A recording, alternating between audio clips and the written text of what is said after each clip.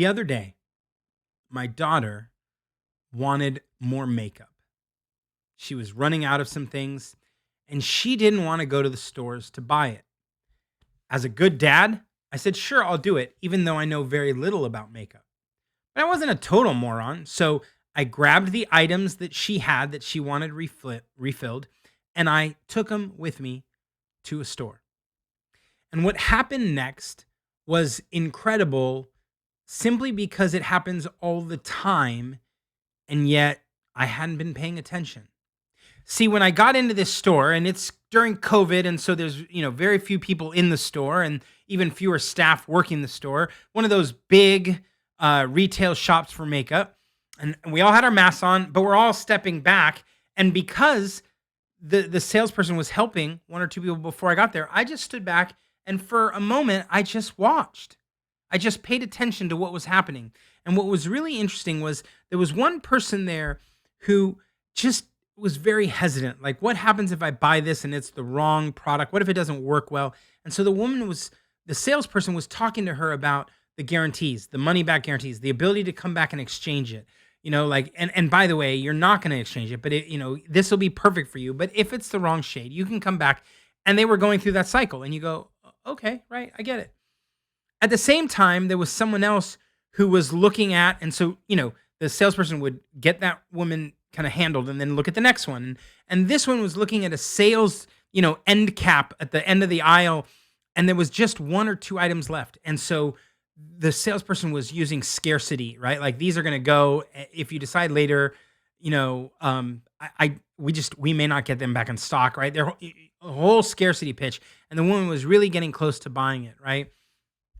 And then there was another woman there who was just asking for information, wasn't even near buying yet, just wanted to understand some things. And I was there like, hi, can you replace these?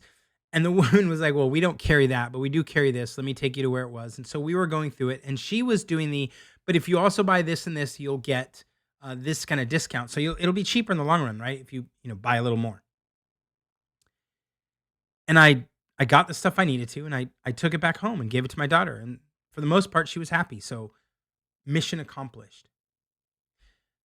I think what happens, though, when we read articles and books and take courses on conversion and conversion rate optimization, we tend to read or hear or someone give you the pitch of one strategy that is the strategy. This is what you're doing, right? This is what you're missing out on. And this is why you have to start doing this.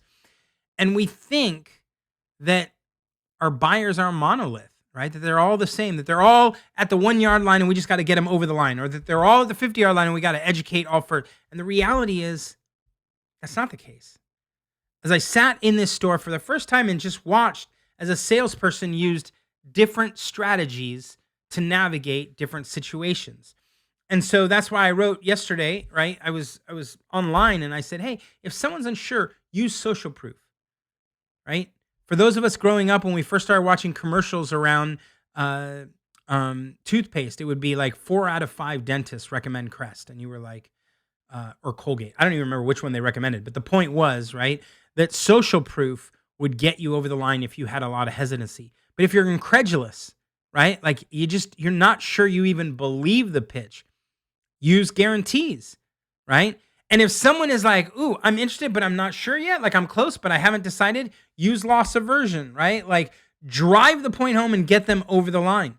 And if someone's excited, if someone's ready to buy, right, use incentives to push that order volume up, right? Let's get more stuff in your cart. You got even more savings as you buy. You bought 2, buy a third, get a fourth for free.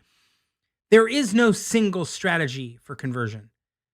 It's a whole plethora of moves, right? And your job, if you're trying to get more people to buy, is to recognize that different buyers are in different spots and that you want to be able to use different strategies to help convert or improve the conversion of each of them. Hopefully that helps.